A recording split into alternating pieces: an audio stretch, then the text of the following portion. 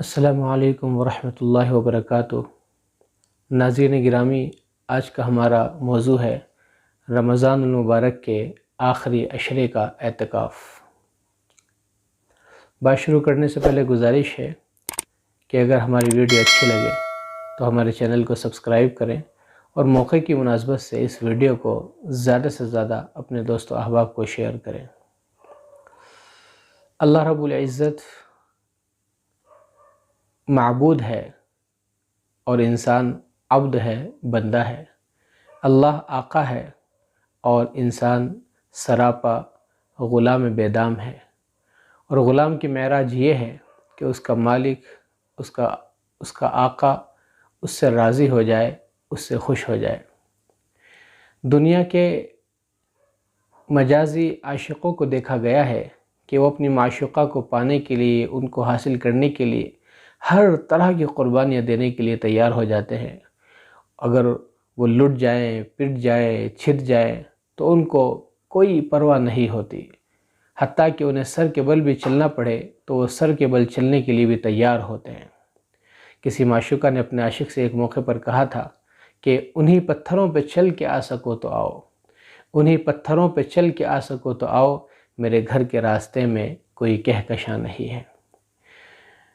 تو ناظرین، ایک مومن بندے کے لیے اللہ سے بڑھ کر محبوب کون ہو سکتا ہے؟ اللہ سے بڑھ کر معشوق کون ہو سکتا ہے؟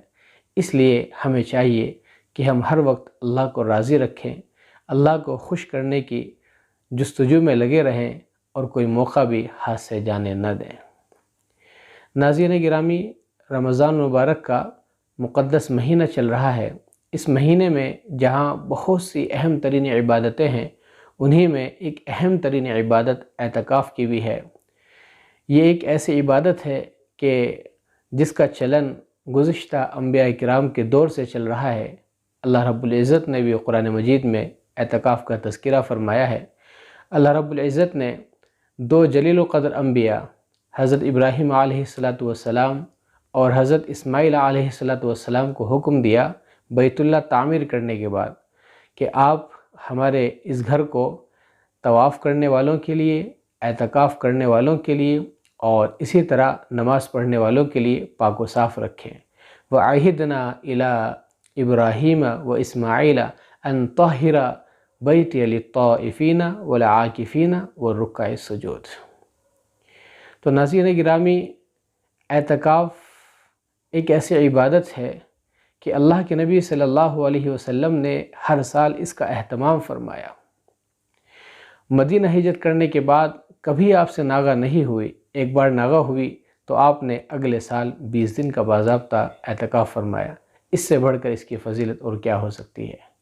اسی طرح اللہ کے نبی صلی اللہ علیہ وسلم نے اعتکاف کی ایک فضیلت یہ بیان فرمائی کہ اگر کوئی شخص ایک دن کا بھی اعتکاف اللہ کی رضا کے واسطے کرتا ہے تو اللہ تبارک و تعالیٰ اس کے اور دوزخ کے درمیان 3 خندقیں قائم فرما دیتا ہے، آڑ بنا دیتا ہے، جن کی مسافت آسمان و زمین سے بھی چوڑی ہے۔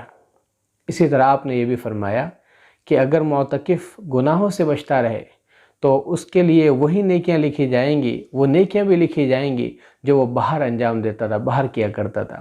یعنی ایک انسان اگر اعتکاف کی حالت میں ہے اور کسی کا انتقال ہو جائے، وہ جنازے میں شریک نہیں ہو سکتا، کوئی بیمار ہو جائے تو اس کی عیادت نہیں کر سکتا، تو اسے اعتکاف کی حالت میں جنازے میں شرکت کرنے کا اور عیادت کا ثواب وہیں پر مل جائے گا۔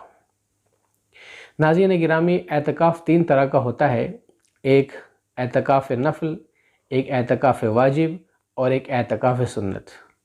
اعتکاف نفل کے لیے کسی طرح کی اور کسی وقت کی کوئی قید نہیں ہوتی اور نہ ہی روزے کی کوئی قید ہوتی ہے۔ یعنی ایک انسان اگر تھوڑی دیر کے لیے بھی مسجد میں اعتکاف کی نیت سے چلا جائے تو اس کا اعتکاف ہو جائے گا اور یہ اعتکاف نفلی کہلائے گا۔ اسی طرح اعتکاف واجب ہے، اس کی 2 شکلیں ہیں۔ ایک شکل یہ ہے کہ اگر کسی نے اعتکاف کرنے کی نظر مانی لیکن پورا نہیں کر سکا، اسی طرح اگر کوئی شخص اعتکاف کر رہا تھا، درمیان میں ہی اس کو توڑ دیا اور چھوڑ کر چلا گیا، تو اب اس پر اعتکاف کرنا واجب ہو گیا، اس کو کرنا ضروری ہے۔ یہ اعتکاف واجب ہے۔ تیسری شکل اعتکاف سنت کی ہے۔ یہ رمضان المبارک کے آخری عشرے میں اس کا اہتمام کیا جاتا ہے۔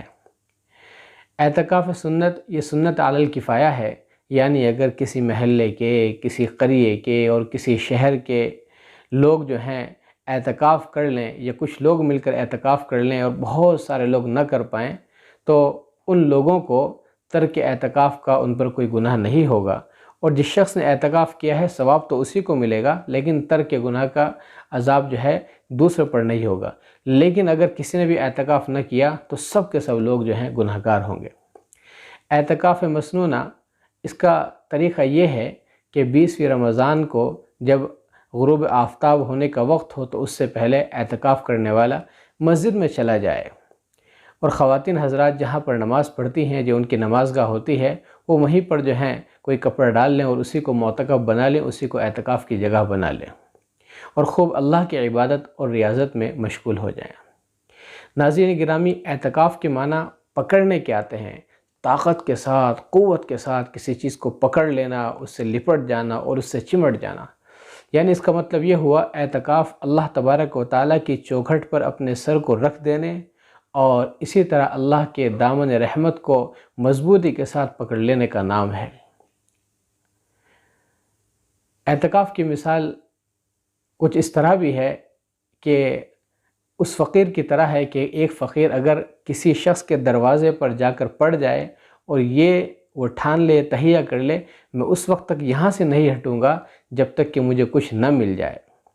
بہت سے کریم النفس سخیوں کو دیکھا گیا ہے کہ صبح صبح ان کے یہاں فقراء کی، غریبوں کی، مسکینوں کی لائن لگ جاتی ہے، اور ہر ایک اس بات کا منتظر رہتا ہے کہ مجھے کچھ مل جائے، مجھے کچھ مل جائے، اور وہ کریم النفس سخی ہر ایک کو دیتا ہے، لیکن بس اوقات انہیں ناراضگی کا سامنا بھی کرنا پڑتا ہے، کبھی ان کو کچھ ملتا بھی نہیں ہے، اور کبھی کبھار جو ہے ان کو سخت اور کڑوے باتیں بھی سننی پڑتی ہیں۔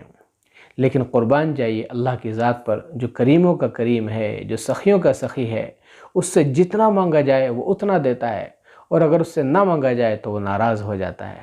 اس لیے میری تمام مرد و خواتین سے گزارش ہے کہ کل 20واں روزہ ہے اور 21ویں شب کل سے شروع ہو جائے گی، اس لیے جو ہے اس مسنونہ اعتکاف کا سب اہتمام فرمائیں، اور جو مرد حضرات لاک ڈاؤن کی وجہ سے مسجدوں میں اہتمام نہیں کر سکتے، ان سے گزارش ہے کہ وہ اپنی مستورات کو اس کا اہتمام کرائیں، اور آج کل کچھ کام بھی نہیں ہے، دکانیں بھی بند ہیں، بازار بھی بند ہیں، گھر میں ایسے وقت گزر رہا ہے، تو مستورات کو اہتمام کرائیں، اور جس طرح پورے سال انہوں نے ہماری خدمت کی ہے، ہر طرح کی ضرورت ہماری پوری کی ہیں، اسی طرح ان کی خدمت کی جائے، ان کی ضرورتیں پوری کی جائیں۔ یہ خواتین کی خدمت کرنے کا اچھا موقع ہے، اس کو ہاتھ سے نہ جانے دیا جائے۔